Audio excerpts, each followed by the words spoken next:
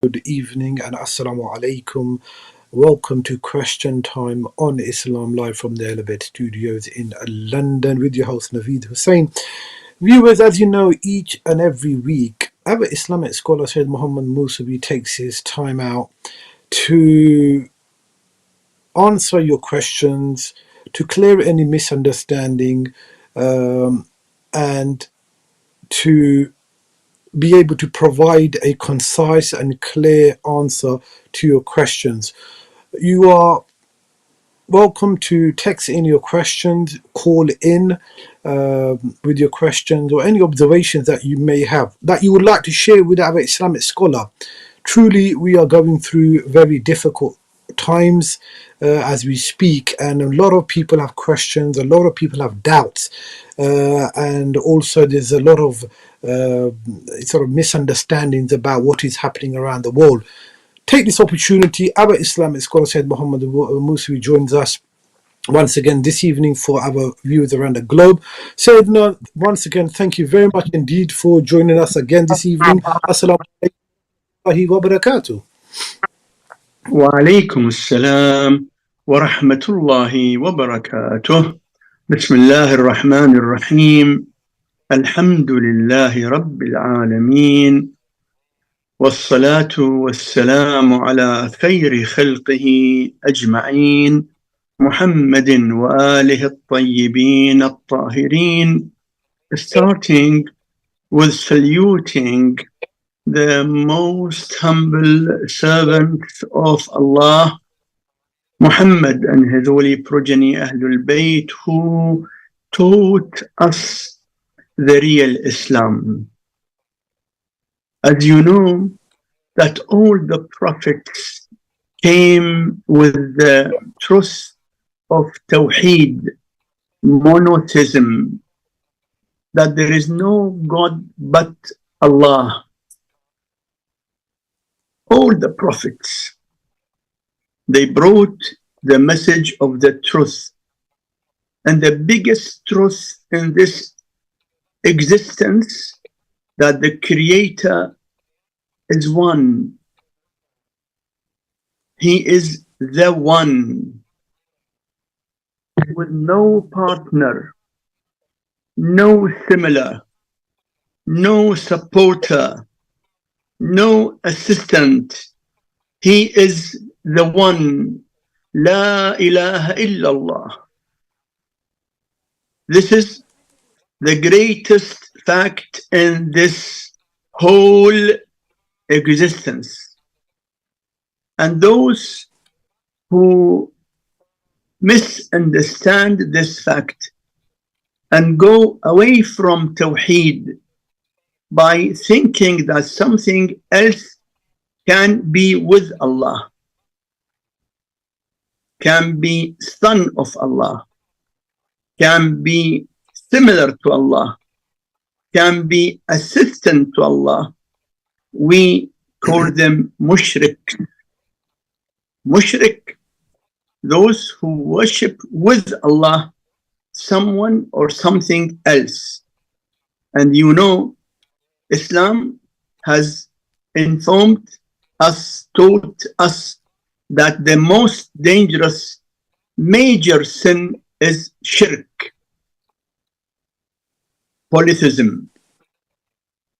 And the major sin of shirk is unpardonable. Allah forgives our sins which we commit between us and Allah, if we sincerely seek from Him forgiveness. And if we decide really, and He knows what is in our hearts, if we decide not to do again, and the sins between us and others, if we wrong anyone, Allah will not forgive us unless and until that person forgives us. When we give him back his right and seek pardon from him or her, then Allah will forgive us. And there is a third type of sins which is unpardonable at all, which is shirk. Shirk is a sin which can never be forgiven unless the person leaves shirk and believes in Allah. Many people nowadays claims that some people who don't believe in Allah, still they do charity and they do good work. How can we take that situation? We say that doing charity is good. Anyone does charity, even if he is non-believer, Allah will give him his reward. But the major sin of shirk will remain on him, and he will face the consequences of his shirk. Shirk in Quran, inna shirka la dhulmun azim. Shirk is a great injustice. Great injustice. Amir al-Mu'mineen Ali alayhi salam is telling his son, Ya bunayya, law kana li rabbika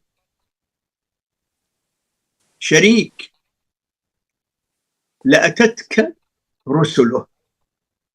If your Lord had a partner, you should have definitely got messengers from him, from the partner, if any.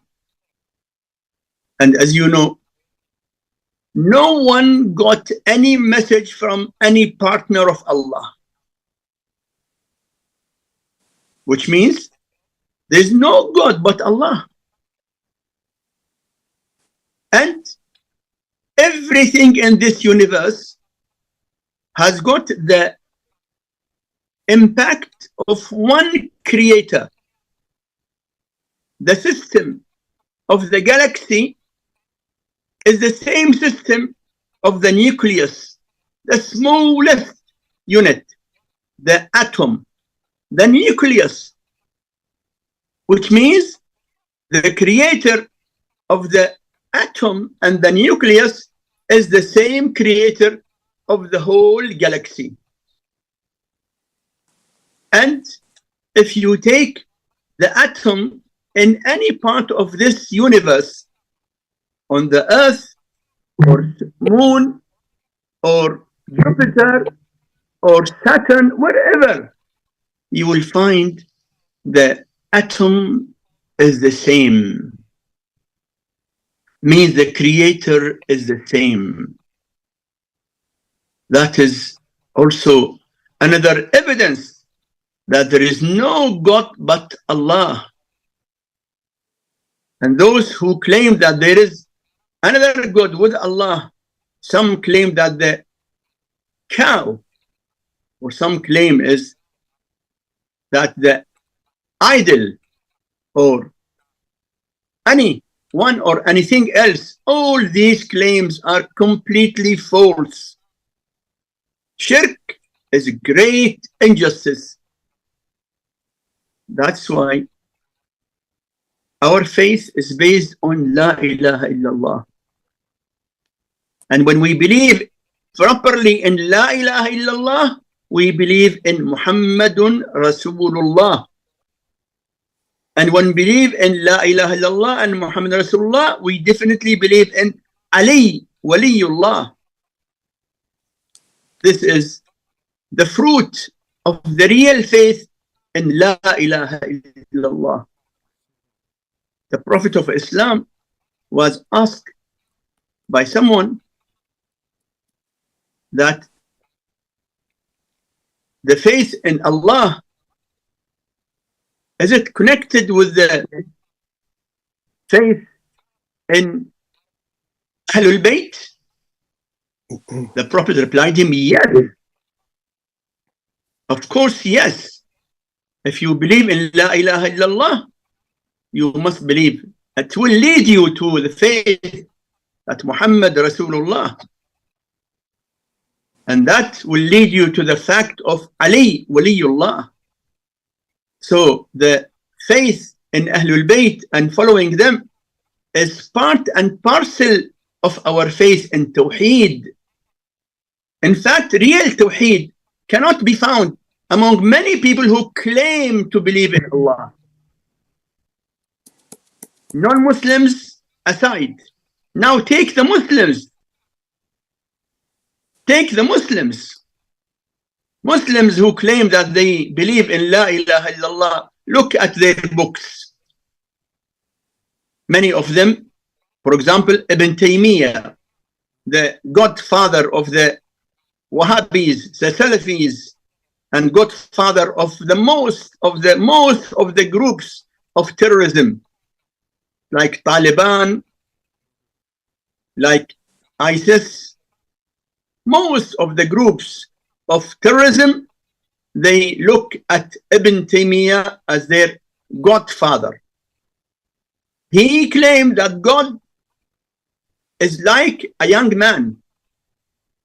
He has a head, eyes, nose, mouth, tongue, hands, legs. A young man. Shabun Amrad. He, in his books, he claims that the Prophet of Islam saw Allah, met him. Allah was being seen according to Ibn Taymiyyah. And he was a young man. This imagination is against Tawheed. Because Allah says, لَيْسَ كَمِثْلِهِ شَيْءٍ. Nothing is like Allah.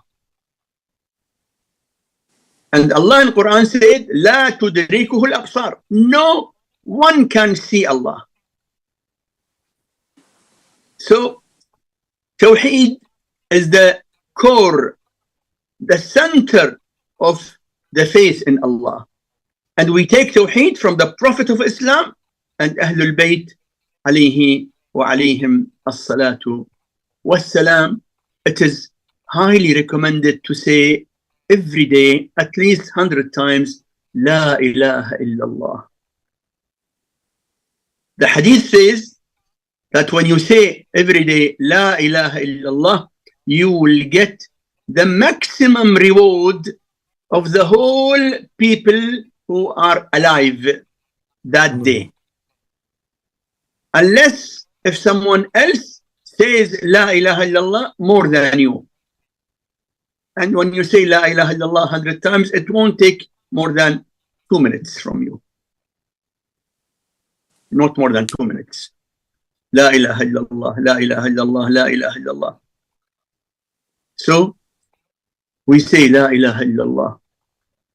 And La ilaha illallah is the fact which will be known to everyone who leaves this world. Because now when we are in this world, we are not able to see the fact clearly because we are involved in worldly matters and thinking about our emotions and our desires. But when we leave this world, then the facts will be clear for us.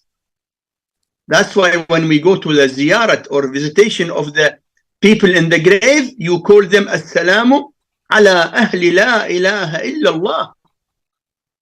Salam on those who are of La ilaha illallah. كيف وجدتم قول لا إله إلا الله? How did you find saying La ilaha illallah? Because when anyone dies, he will see the facts. And then he will know what is the greatness of La ilaha illallah. So we keep on saying La ilaha illallah. And also it is very good to do sajda, sujood, anytime, especially in the night, and say La ilaha illa ant subhanak inni kuntu min al-zalimin. Keep on repeating that. And with La ilaha illallah, we say Allahumma salli ala Muhammadin wa ali Muhammad. And also we repeat Astaghfirullah, ربي وأتوب إليه. اللهم صل على محمد وآل محمد وعجل فرجهم. Thank you very much indeed, Syed. Beautiful introduction to the show this evening. Syed, we're just going to go straight into the question that we received. Assalamu alaikum. Syed, what are the different types of ghibat that some of them, if performed, are not prohibited? Let us define ghibat, which is in English known as backbiting. The Prophet of Islam, in a narration, he said, "Ara'aytum mal ghiba?" He told the Muslims around him, "Do you know what is ghibat?" They said, "Allahu wa Rasuluhu a'lam." Allah and His Messenger know best. He said, "Dhikru akhika bima yakrah." To mention your brother with something which he does not like to be mentioned. People say, even if I mention something which is really existing in him, the Prophet replied, said, if you mention something which is really existing in him, that is ghibat. But if you mention something which is not existing in him, that becomes tuhmat, which is more dangerous than ghibat. إن كانت إن قلت فيه ما فيه فقد اغتبته وإن قلت فيه ما ليس فيه فقد بهته. So saying what is really in the person that you are mentioning, that is ghibat, because he does not like that to be mentioned. And if we say something which is not in the person, that is more dangerous. It is called buhtan, false allegation. Ghibat is one of the most dangerous major sins. Ghibat eats our good deeds, and ghibat makes our good deeds go to the person that we have mentioned him. Means usually people mention bad things about those people whom they don't like. So tell them you are giving your good deeds to the person whom you don't like. And in some cases, when your good deeds cannot be equal to the ghibat that you committed, his bad deeds will be put on you. The hadith says, Al-ghibatu idamu kilab nar. Ghibat is the food of the dogs of the hellfire. And in the hadith, that the person who commits backbiting, if he dies without being forgiven, he will be the first to go to hellfire. And the person who did backbiting, but he repented and he got forgiveness, he will be the last who will enter paradise. So, ghibat, according to the hadith, al-ghibatu ashaddu min az-zina. Ghibat is more dangerous than zina, fornication. And as you know, zina is a major sin which is committed by two persons, man and woman. Astaghfirullah, a'udhu billah. Ghibat also is a major sin which is committed by the person who speaks, who backbites, and the person who listens, who receives. That's why in the hadith, ghibat is like zina and more dangerous than zina. Ashaddu min az-zina. When ghibat is permissible. Ghibat is permissible if you mentioned someone who is trying to misguide people. A person who is trying to deviate people from the right path. Or if you mention someone who is openly committing sinful acts, openly, not secretly.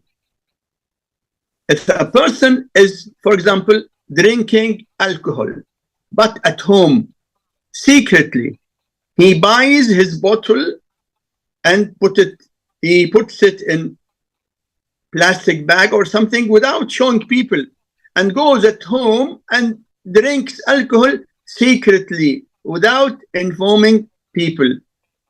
If you come to know about him by incident, his wife told you, as far as he is committing this sin secretly, we are not allowed to disclose his secret sin in front of others. And if we do that, we will be sinners of ghibat. A person who does the sin openly in public, say a woman who does not wear hijab, goes out in front of people without hijab. If you say that she is not wearing hijab, that's not ghibat because she's doing it publicly. But in some cases, some women, they do hijab in public, but in certain gatherings, they leave hijab. Are we allowed to disclose that they are not wearing hijab in certain occasions? No, because they are doing it not in public. In short, any sinful act being committed by a sinner not in public, we are not allowed to disclose it to the public. Yes, please. Thank you very much indeed, Sayyidina. Sayyidina, regarding what are the methods of increasing your sustenance, your rizq? What are some of the... before we do Sayyidina, I believe we have a... okay. If the caller would like to call again, I think the call was dropped. So basically, Sayyidina, how do we increase a rizq or sustenance? What does Islam say about that? There are many teachings in Islam to increase sustenance, rizq, ruzi. Number one of the important things that cause increasing the rizq is performing namaz on time. Every namaz on time, don't delay it. Maghrib namaz, for example, in the winter, 5 o'clock or whatever, 4:30 or wherever you live, your Maghrib namaz on time, don't delay it. Morning namaz, 6 o'clock, time of azan, subh sadiq, mean the real fajr, on time. Zuhr, on time. Performing the wajib namaz on time is one of the keys for more barakat and in the sustenance ruzi. Number 2, repeating astaghfirullah, astaghfirullah, astaghfirullah as many times as we can, because it is in Quran. Allah said, astaghfiru rabbakum innahu kana ghaffara. Seek forgiveness from your Lord. He is the forgiver. يرسل السماء عليكم مدرارا ويمددكم بأموال وبنين. Allah will send rain on you of ruzi and will provide you with wealth and sons. So repeating istighfar day and night is one of the very important things which makes your ruzi, your income, your sustenance more. Number 3, after morning namaz, being busy in reciting tasbihat, dua, Quran till sunrise. That is also very important in making the ruzi more. Of course, some people might say that I have got a school, I have to go to my office, I cannot remain awake the whole 1.5 hours or 120 minutes after morning namaz. That is different issue.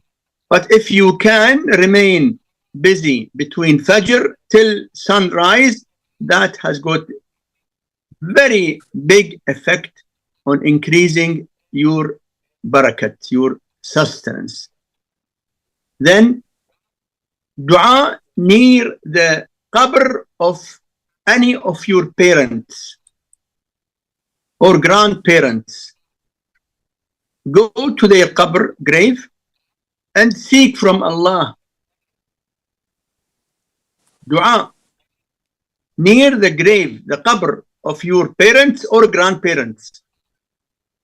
Also, praying for the ruzi of other mu'mineen.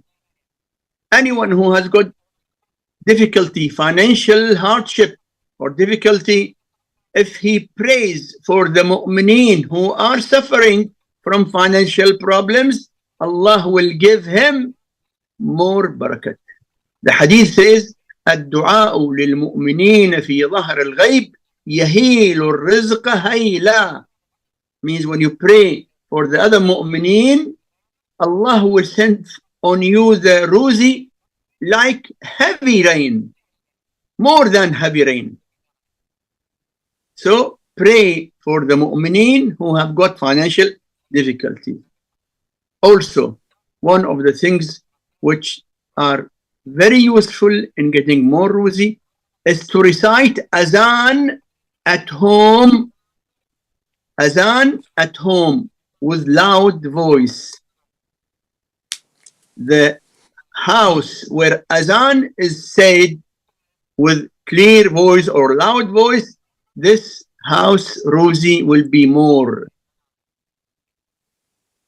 Also, one of the things which makes ruzi more, repeating Allahumma salli ala Muhammadin wa ali Muhammad, as we read in Ziyarat Jami'a Kabira, وجعل صلواتنا عليكم رحمة لنا وبركة. Salawat is reason of more barakat on those who repeatedly say salawat. These are few points. There are many other points. In fact, we have got full books written in this subject. Means things which make your ruzi more. May Allah grant more barakat on all the mu'mineen and mu'minat بحق محمد وآله الطيبين الطاهرين. Thank you very much, Aziz Sayyidina, for that detailed answer. Sayyidina, moving on, can I use medicine which has gelatin as part of the ingredient? Gelatin is two types. Vegetarian gelatin and non-veg gelatin. The vegetarian gelatin is permissible as far as it does not contain alcohol. But non-veg gelatin depends on the ingredients. Did they took it from halal animal or non-halal animal? Gelatin taken from non-halal animal is haram. Keep in mind that nowadays lot of non-veg gelatin is taken from the pig, from the pork. So vegetarian gelatin is halal non-vegetarian, if the source is halal, then it is halal. If the source is non-halal or unknown, then it is not halal. I would like to mention a question which came. The person is asking that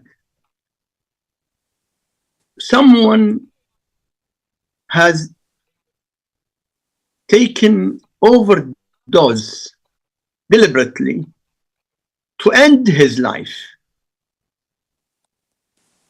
and he died. A person who committed suicide and died. Now, friends are asking about the reason of his death. Can we say that he committed suicide? The answer, it is not permissible to mention anything which causes disrespect to the person who died, as far as he is a Muslim. Because when Muslim dies, we should not mention anything bad about him. اذكروا محاسن موتاكم. The hadith says, always mention the good things about your deceased persons. The mu'min or the Muslim who dies, we mention only his good deeds. We don't mention any of his bad deeds. So it is not permissible to tell people that he has committed suicide. You can give any general reply, but don't disclose to the society, to the community, anything bad about a person who is a Muslim and passed away, no matter what was the reason of his death. This is one question. Another question came, is it permissible for the husband to stop his wife from meeting her family members or her family friends? The answer, it is not permissible for the husband to prevent his wife from meeting her family members or her family friends, as far as she goes out to meet them with hijab, without committing any sinful act.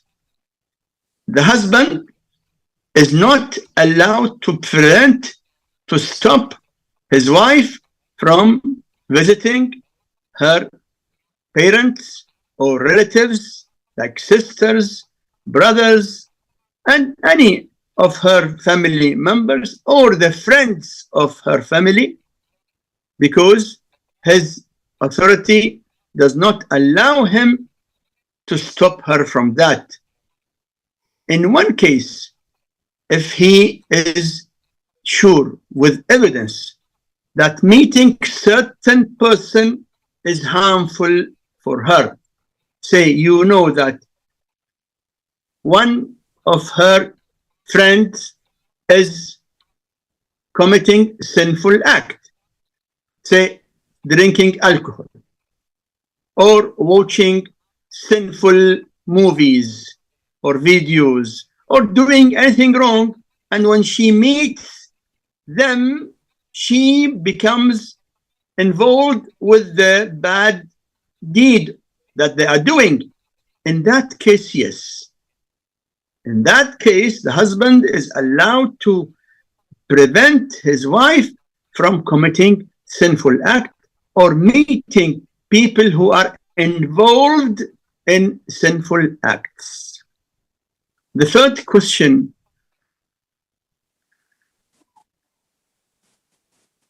the person is writing that I'm very much disturbed about what is going on in Gaza and why Allah does not stop the genocide in Gaza against the innocent children. The answer, Allah has made it very clear.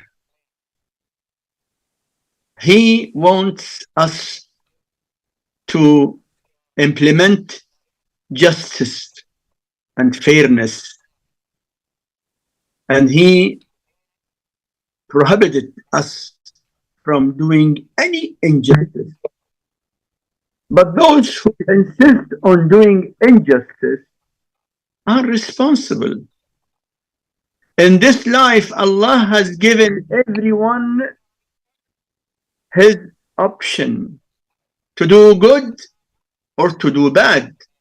And then Allah will give everyone the reward after everyone has done whatever he opted to do.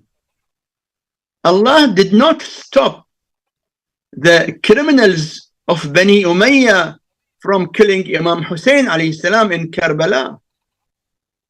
Allah did not stop those who killed the prophets. You know, we read in Quran, many people killed many prophets. وَيَقْتُلُونَ الْأَنْبِيَاءَ.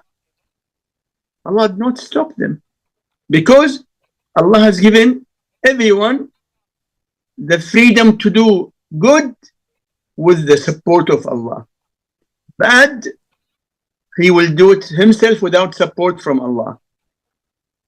We don't say why Allah is not stopping the genocide in Gaza. Who is doing it? Not Allah. It is being done against the orders of Allah. And Allah has left everyone to do right or wrong, and Allah will give the result of everyone. But Allah is always helping the people who are innocent.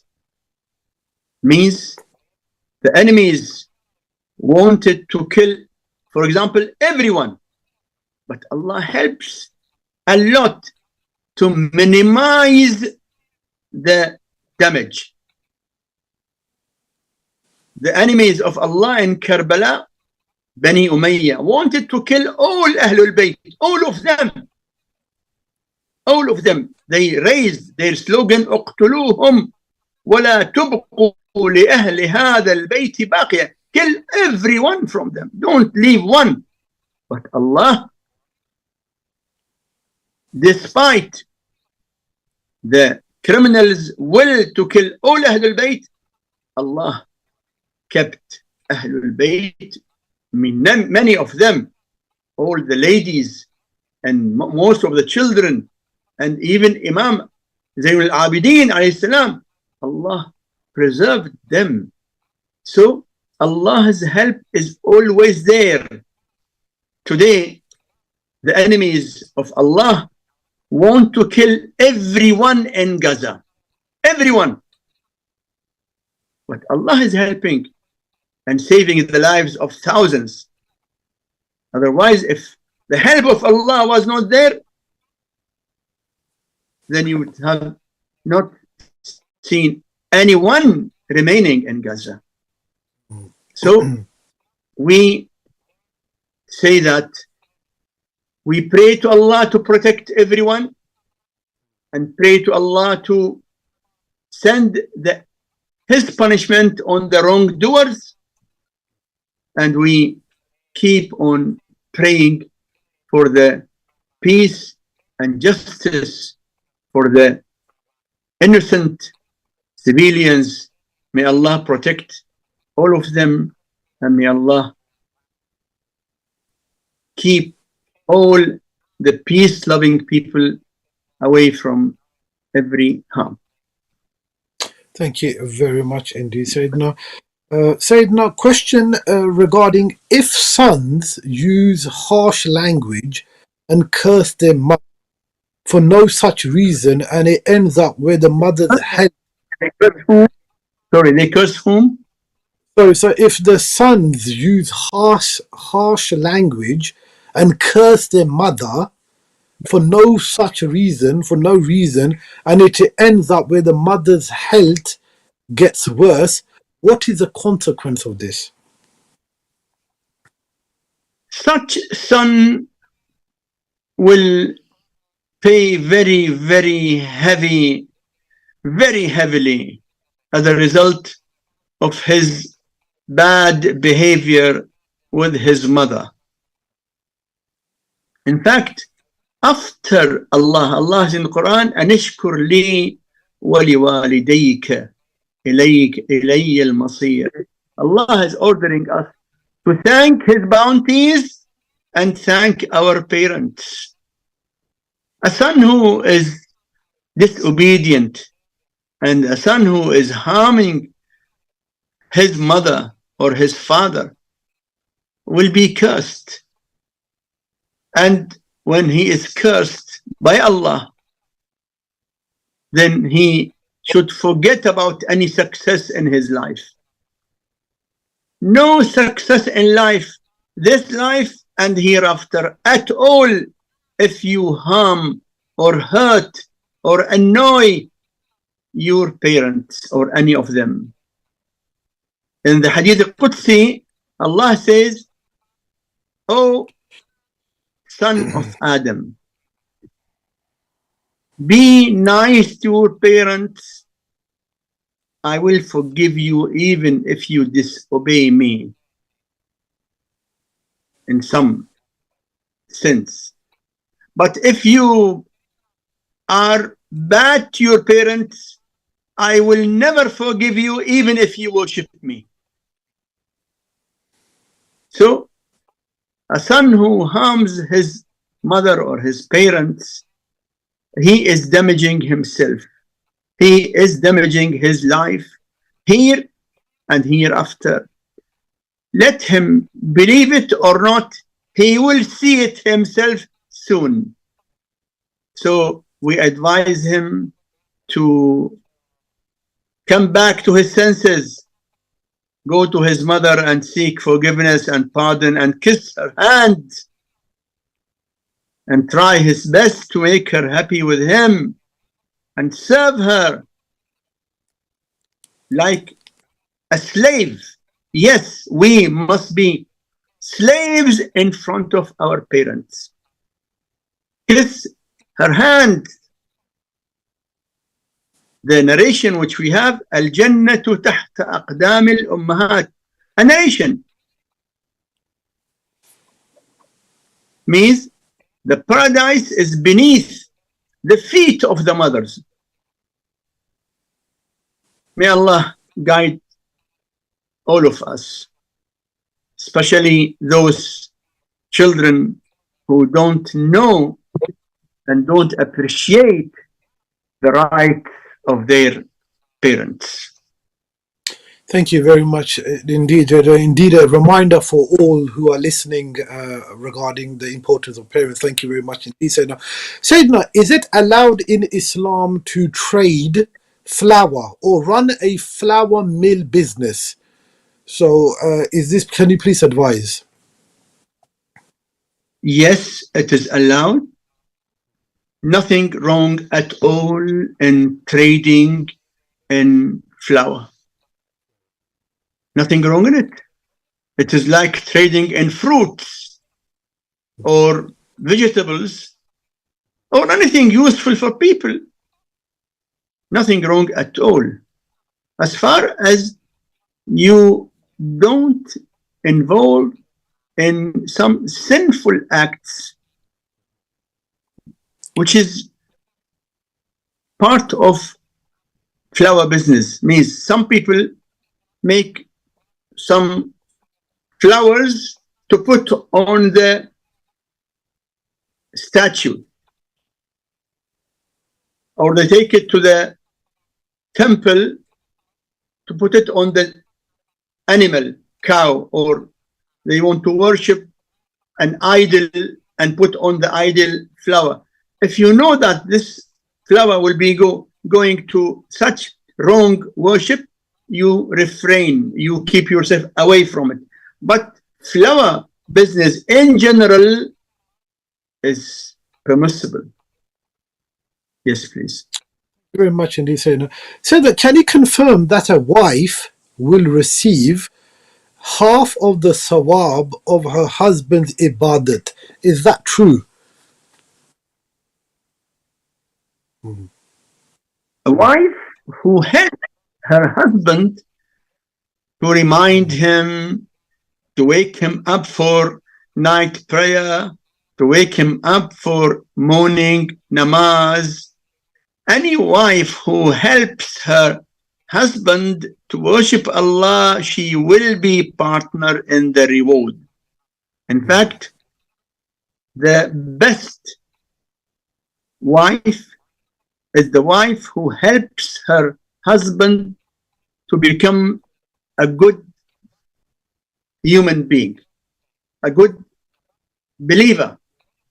We have got a narration that after the marriage between Amir al-Mu'mineen and Fatima al-Zahra alayhi wa alayha as-salam, the Prophet of Islam went to visit them. He went to their house and he asked Ali and asked Fatima.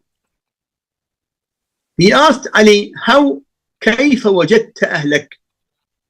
How did you find your wife? Ali alayhi salam replied to him, نعم العون على طاعة الله.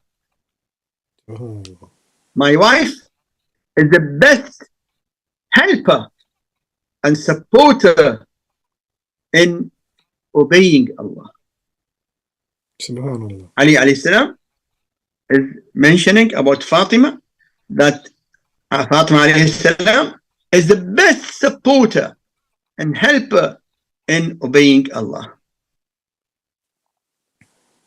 He asked Fatima about her husband. She said,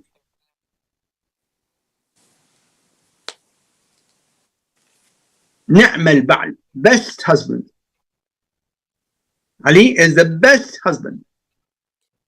But look at what Ali alayhi salam said, which means that the best wife is the wife who helps her husband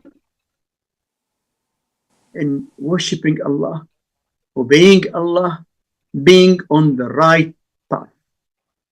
Yes, please. Thank you very much indeed, Sayyidina. So the question is regarding shisha, whether smoking shisha is haram in Islam. This is because I heard from a sheikh that it is so that by taking one smoke from the shisha would cause one to be impure for 40 days. We don't, as far as I know, I have never seen such narration that 40 days impurity because of smoking shisha. But smoking shisha is wrong. Smoking shisha is smoking. They say that the harm of the shisha is 10 times more than the cigarettes. So it is harmful. And when it is harmful, we should not do it. But the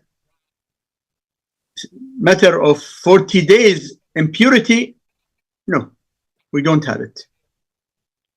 We don't have that 40 days impurity because of shisha. We say smoking shisha is wrong. And many of our great ulama say that it is haram. But when it is wrong, it is wrong. It does not mean that the person will be 40 days impure. Yes, please. Thank you very much indeed, Sayyidina. Sayyidina, next question, what is the significance of Ashab Kahf? Can you explain? What is the significance of Ashab? What is the significance of Ashab Kahf? Ashabul Kahf? They are sincere believers whom Allah mentioned in Quran. أم حسبت أن أصحاب الكهف والرقيم كانوا من آياتنا عجبا إذ أوى الفتية إلى الكهف. أصحاب الكهف were a group of good believers who lived in a society which was away from Allah, and they opted to leave the society to save themselves and to save their iman and faith. So they went to a cave to be away from the dirty society which was worshipping shaitan. Allah did save them, and Allah made them sleep a very long sleep. They did not get up, they did not wake up, but after 309 years, 300 عام 300 وازدادوا 9, 309. When they woke up, the whole Kafir society was finished. So it was a miracle from Allah to save them and make them sleep for long, more than 3 centuries. This is brief about Ashabul Kahf. Thank you very much indeed. So the question regarding if a wife wants to go on a Hajj or Umrah or Ziyarat, and the husband tells her you cannot go, but the wife ends up still going either on Hajj or Ziyarat or Umrah, will that be accepted because her husband did not allow her to go or did not give her permission to go in the first place, but she went against how? Number one, if the Hajj is wajib Hajj, the rule is different. Wajib Hajj, when Hajj is wajib on her, means she must go for Hajj. That's it. If she wants to go to Umrah, Umrah is not wajib. Umrah is always recommended, mustahab, or ziyarat, which is mustahab. In this case, we see, is her going will harm her husband or the rights of her husband as a husband? See, if her husband needs her, and if she travels, he will be harmed. In that case, she is not allowed to leave her husband because he needs her. But if her going will not harm his life or his rights as a husband, then she can go. But in general, if the husband is harmed by his wife traveling to any travel which is not obligatory on her, she should refrain from hurting or harming her husband. Thank you very much for the clarification, Sayyidina. Sayyidina, what is the religious significance of Qamar al-Aqrab? Is it not celestial events or like imaginary creation of the Najumis, for example? So what is the significance of Qamar al-Aqrab? Qamar al-Aqrab means moon under scorpion. The moon movement, there are some days that the moon is under scorpion. During that period, that days, only the nikah means zawaj, marriage. Marriage, aqd, which is called nikah in Urdu, it's makruh. Makruh to recite nikah when the qamar is dar aqrab, under scorpion. All other things are okay. Nothing is forbidden. Only makruh to recite nikah during qamar dar aqrab. Yes, please. Thank you very much indeed, Sayyidina. Sayyidina, my question is, can you ask Maulana, is it okay to read the Quran on the mobile phone? Is it okay to recite Quran from mobile? The answer is yes, it is permissible. Even if you are praying namaz and you want to recite a long surah that you don't memorize. For example, tomorrow morning, you know, every Thursday morning namaz, it is mustahab to recite after Surah Al-Hamd, Surah Hal Ata Ala Al-Insan, which is called Surah Insan or Surah Dahr. So you don't memorize it, you take your mobile and read from the mobile. Is it permissible? Yes, it is permissible. Permissible to read from mobile, permissible to read from the Quran itself, or from any book. Read from it, it is permissible. Thank you very much indeed, Sayyidina. Sayyidina, we are expecting a baby in a few months. Can the Syed give us some advice on things to do and how to prepare, for example, before and after delivery? So what does Islam say about this? Expecting a child, so what is the question? Can the Syed give some advice? What is advisable to do before and after? Okay.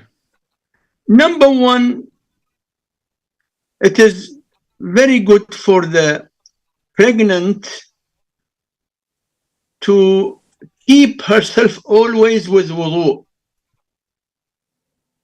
It will help the child a lot. Whenever you get up from your sleep or whenever you come out from the toilet, perform wudu.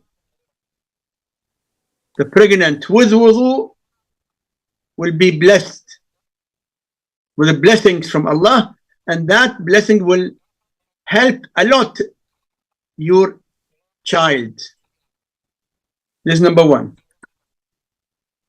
Number two, recite Surah Al-Qadr.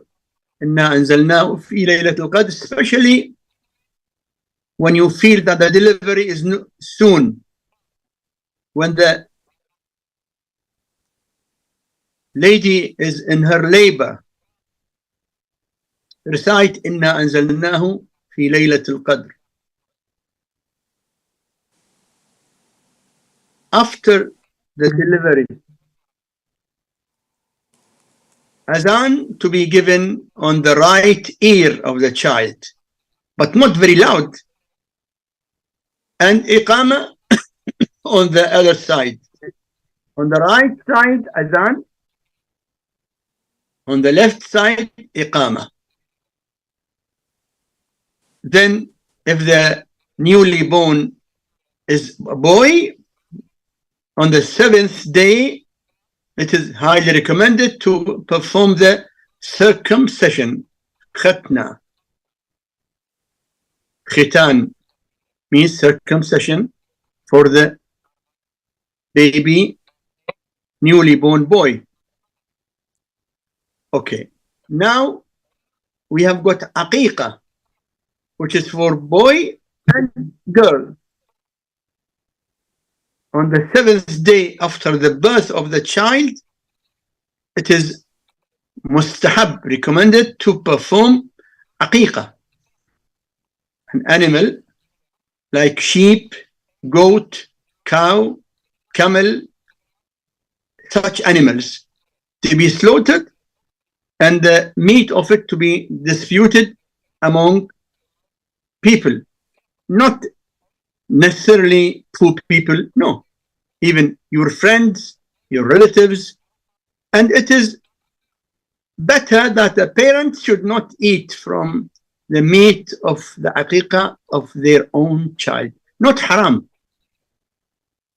not haram, but it is better for parents to avoid eating from the meat of the aqiqah of their own child. When the child is born, it is mustahab to give him a name. What name? Baby boy, give him name of Muhammad for 1 week. Either Muhammad or Ali for 1 week. If the newly born is a female girl, give her the name of Fatima for 1 week. Then after 1 week, you select any name you want. Of course, our names should be always from the names of Ahlebait. Yesterday, we saw a video from a school in South Lebanon, in one area in South Lebanon. The whole classroom, are named Ali. All the students in that classroom fully are Ali. Wow. That is a sign of Iman. When we name our children after the names of Ahlul Bayt, that is one of the signs of our love for Ahlul Bayt alayhim as-salam. Yes, please. Thank you very much indeed, Syed. Syed, we've got a final minute or so of the show remaining of this evening. If you can please finish off with some wise things, please. اللهم صل على محمد وآل محمد وعجل فرجهم. We have got hadith from the Prophet of Islam, peace and blessing be upon him and his holy progeny, that 3 acts, if a believer does them, he will be in paradise.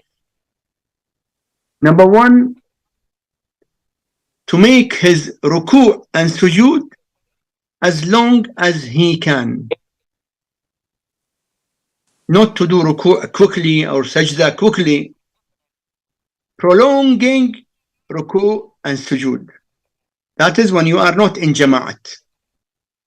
Number 2, when you sit to eat, don't be in hurry. Take your time.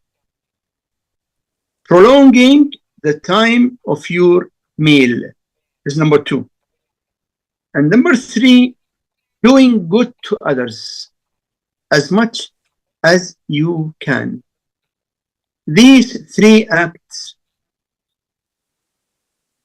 make the mu'min jannati, means entitled to enter the paradise. Inshallah. Allahumma salli ala Muhammad wa ali Muhammad وعجل فرجهم. Thank you very much with those beautiful words. There have end of our show. I'd like to thank all those who have called in, also obviously sent the question through. Thank you very much, Sayyidina, for those for your answers for this evening. Dear viewers, we've come to the end of our show this evening.